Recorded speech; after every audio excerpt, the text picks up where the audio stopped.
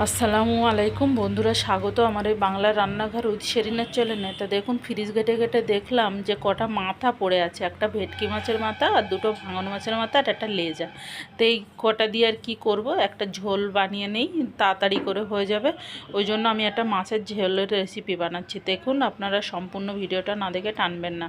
R please please আমার চ্যানেলটাকে subscribe করে শেয়ার করে কমেন্ট করবেন। দেখেন, কাঁচা জিরে মরিচ নিয়েছি, পেঁয়াজ, আদা রসুন আর কাঁচা ঝাল একসঙ্গে আমি ওটা মিক্সারে বেটে নেওয়ার পরে তারপরে আমি ঝোল করব। দেখবেন, কাঁচা জিরে মরিচ বাটা বা কাঁচা মশলার একটা আলাদা সুন্দর একটা ফ্লেভার আসে মাছ ঝোলে। বিশেষ করে মাছ ঝোলটা আপনারা যদি কাঁচা জিরে মরিচ বাটা দিয়ে ঝোল করেন, ওর একটা সুন্দর খুব সুন্দর একটা ফ্লেভার আসে।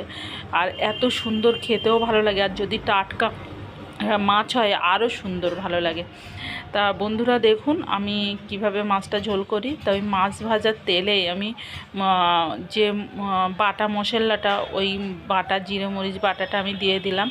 দেওয়ার পরে আমি একটু হলুদ দেব, লবণ হলুদ যেহেতু মাছে আছে ওই জন্য খুব পরিমাণ কম দেব, খুব বেশি দিতে হবে না। আর আপনারা কি কেউ এইভাবে মাছ ঝোল করেন? প্লিজ একটু জানাবেন। আর এইভাবে একবার হলেও মাছ ঝোলটা করে খেয়ে দেখবেন কেমন ভালো লাগে। আমি কাউকে শেখাচ্ছি না, কিন্তু আমি তো এইভাবে করি। আপনাদেরও তো রান্না দেখে অনেক রান্না শিখি, আপনাদের কাছ থেকে অনেক কিছু শিখি। আপনারাও আমার কাছ থেকে একদিন না খারাপ হলেও এই রান্নাটা একটু দেখবেন যে কেমন হলো।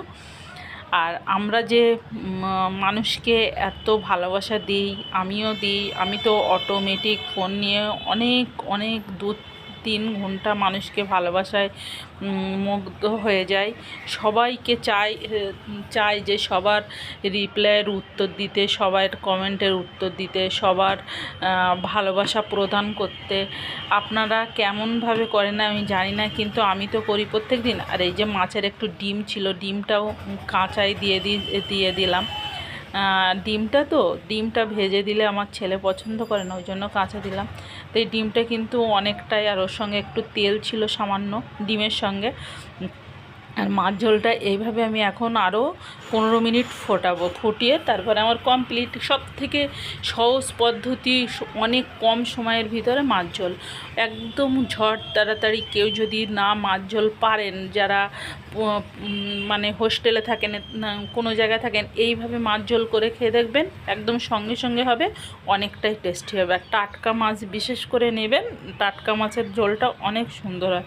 আর জিরে মরিচটা অনেক কম নেবেন, আদা রসুনটাও খুব সামান্য না দেওয়া মতন দেবেন, তাহলে দেখবেন আরও বেশি ভালো লাগবে। যত মশলা কম দেবেন তত মাছ ঝোলটা সুন্দর হয়, ভালো লাগে খেতে। আলহামদুলিল্লাহ, আমার মাছটা ঝোল হয়ে গেছে। এবার আমি একটু নামিয়ে দেবো। আপনারা চাইলে ওপর থেকে একটু গুঁড়ো মরিচ ছড়িয়ে দিতে পারেন। আর দেখুন, মানে খুব সুন্দর হয়েছে। আল্লাহ হাফেজ।